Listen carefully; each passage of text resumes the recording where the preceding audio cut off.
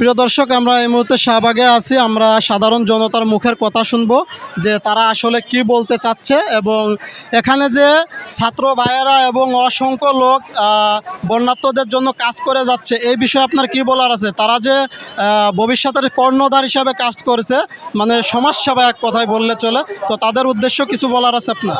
জি আলহামদুলিল্লাহ।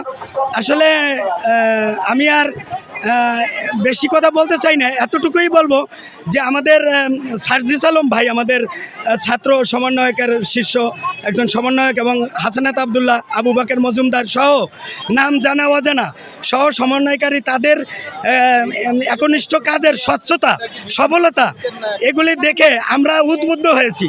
আমরা এখন বৃদ্ধ প্রায়, আমাদের কবরে এক ট্যাঙ্ক চলে গেছে। আমরা যা না পারছি আমাদের এই সন্তানেরা তাই করে দেখাইতেছে, তারা আমাদেরকে চোখ ফুটাই দিছে। এখন আমরা তাদের জন্য আমরা তাদের ডাকে সাড়া দিছি। এখন এমনকি আমরা চাচ্ছি যে এই আর অতীতে আমরা অতীত দেখতে চাই না, টাকার এপিট দেখতে চাই না, আমরা নতুন দেখতে চাই। আচ্ছা, আপনার কাছে কি মনে হয় গতবারের তুলনায় এবার নিজ নিজ জায়গা থেকে অসংখ্য লোক কিন্তু উঠে আসছে এবং ইয়াং জেনারেশনরা কাজ করছে? তো ইয়াং ভাইদের জন্য আপনার কি বলার আছে, তারা কিভাবে কাজ করছে? জি, এখানে ভাই প্রতিটি ইয়ং যারা আছে, শুধু ইয়ং বললেও ভুল হবে ভাই, তারা আমাদেরকে নেতৃত্ব দিচ্ছে, তারা সম্মুখে আছে, তারা আগের কাতারে আছে, কিন্তু এদের পিছনে দেখেন হিজরা। আপনার কাছে কি মনে হয় যে দেশটা আগের থেকে চেঞ্জ হইতে পারে?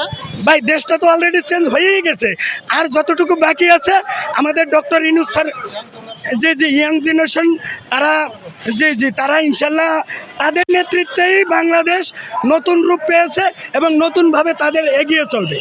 তো বন্যার্তদের জন্য আপনি কি সহযোগিতা করছেন? আপনার কলেজে আছে, কে হয়? আসলে অ্যামাউন্ট বললে তো আর কিছু আসে যায় না। তার কিছু জমানো টাকা ছিল, সে নিজে হাতে এই জমানো টাকাগুলি দিতে পারছে। তার বাপ হিসেবে ওর নাম হলো খান মাহবুবুর রহমান, তার বাবা হিসেবে আমিও গর্বিত যে আমার ছেলেও এখানে, আমিও পারছি কিন্তু আমার ছেলেও তার নিজের জমানো টাকাও এখানে দিছে। আমরা অত্যন্ত খুশি ভাই।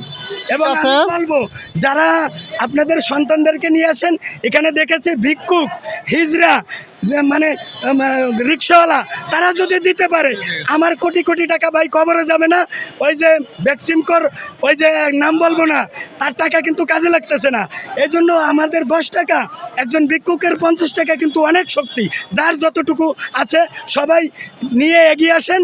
হ্যাঁ, এই জন্য আমার ছেলেকে নিয়ে আসা আর কি। ঠিক আছে, আপনাকে অসংখ্য ধন্যবাদ আমাদের মাঝে থাকার জন্য। এই মুহূর্তে সাধারণ জনতার মাঝ থেকে আরেকজন উঠে এসেছে কিছু বলার জন্য। আমি আমার বাবার পেনশনের যে টাকাটা ওঠাতাম প্রতি মাসে আমার মায়ের চিকিৎসার জন্য, সেই 6 মাসের পেনশনের টাকা আমি জমা দিয়েছি এখানে, এবং আমি চাই এটা উপযুক্ত ব্যবহার হোক এবং এই বন্যার্তদের সাহায্যে কাজে আসুক।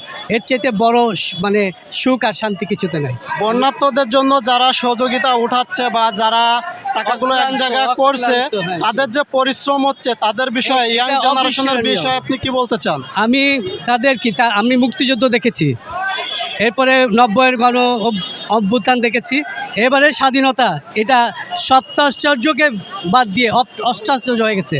মানে পৃথিবীর 7টা আশ্চর্য আছে, তার চেয়ে তো একটা বড় আশ্চর্য, সারা পৃথিবীকে এটা একটা উদাহরণস্বরূপ হয়েছে। এর চেয়ে বড় অবদান আর কিছু হতে পারে না।